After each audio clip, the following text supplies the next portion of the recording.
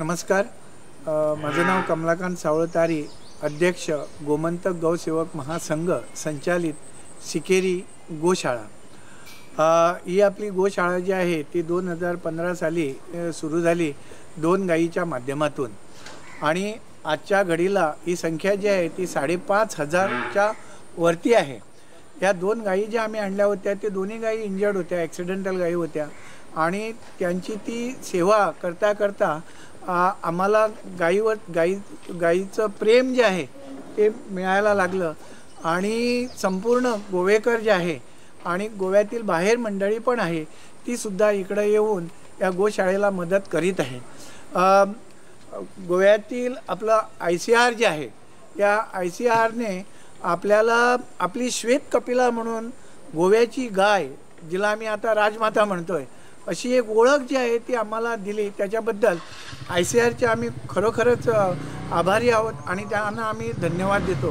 त्याच्याचबरोबर हे काम पुढं जावं आणि मोठं व्हावं म्हणून आपले ॲग्रिकल्चर डिपार्टमेंट आणि सगळे इतर सरकारी खाती जे आहे त्यांना आपल्याला खूप मदत केली आणि त्यातल्या त्यात खास ॲनिमल हजबंड्री डिपार्टमेंट जो आहे त्यानं ही गोशाळा वाढवण्यासाठी आणि त्या गायींना लागणारं खाण जे आहे ते देण्यासाठी किंवा इतर सगळ्या गोष्टीसाठी सरकार आपल्याला वेळोवेळी मदत करत आहे. सरकार खूप मदत करत असताना मला विशेष आभार मानायचा आहे आणि सांगायला इच्छितो मी, गोव्याचे माजी मुख्यमंत्री आपले मनोहर पर्रीकर भाई यानं या कार्याला आपल्या चालना दिली आणि त्याच्यानंतर आता विद्यमान गोव्याचे मुख्यमंत्री त्यानं तर ही गोशाळा आणि गायीवरती खूपच त्यांचं प्रेम आहे. त्यांनी एक दूरदृष्टी ठेवून गोव्यात अनेक गोशाळा व्हाव्या म्हणून अजूनसुद्धा ते प्रयत्नरत आहेत.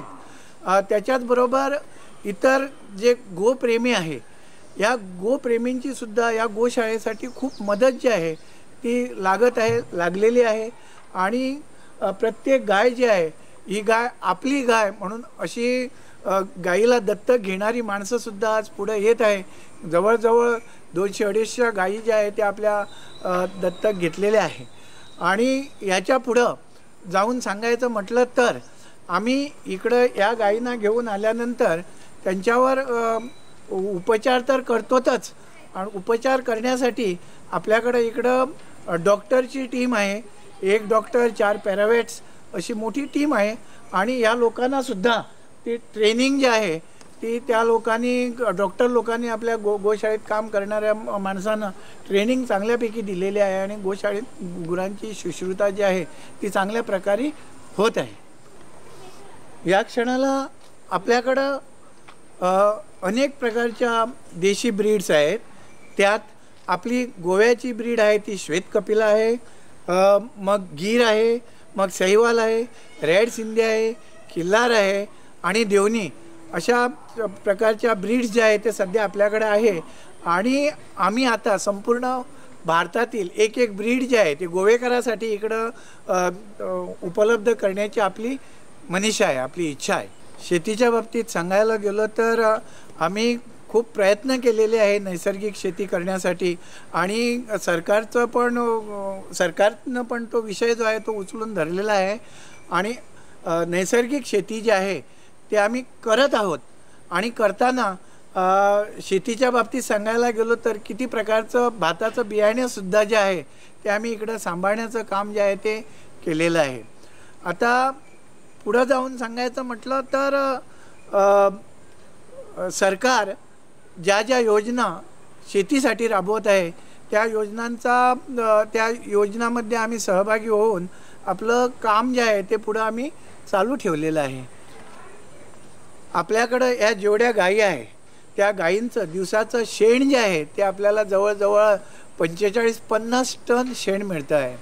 आणि त्या शेणापासून आम्ही काय करतो तर शेणापासून आम्ही लाकडं बनवतो, शेणापासून आम्ही त्या गोवऱ्या बनवतो, शेणापासून आम्ही खत तयार करतो, शेणापासून आम्ही पॅलेट तयार करतो. गोमूत्र जे आहे ते गोमूत्राचं आणि शेणाचं मिश्रण करून त्यात जे काय घटक घालावे लागतात ते घालून आम्ही खत तयार करतो आहे. आणि त्याच्याचबरोबर गोमूत्र जे आहे हे गोमूत्र आम्ही डिस्टिल करतो आहे. डिस्टिल करून अर्क जे आहे ते आम्ही तयार करतो आहे आणि हे गोर अर्क जे आहे ते परत विविध कारणासाठी वापरलं जातं. केंद्र सरकारने जो नैसर्गिक शेतीवर आता भर दिलेला आहे आणि त्याच्यावर जे काम चालू आहे, हे काम आम्ही इकडं जवळजवळ 4-5 वर्षापूर्वीपासून सुरू केलेलं आहे. आम्ही तयार केलेलं खत त्यात जीवामृत आणि घनजीवामृत हे 2 मुख्य घटक जे आहे ते आम्ही इकडं नैसर्गिक शेतीसाठी तयार करून विकतो. ज्यांना माहीत आहे ते इकडून आपल्याकडून ते खत घेऊन जातात आणि नैसर्गिक शेती करतात आणि आम्हाला येऊन त्याचा रिझल्ट जो आहे तो पण सांगतात. म्हणून खूप बरं वाटतं.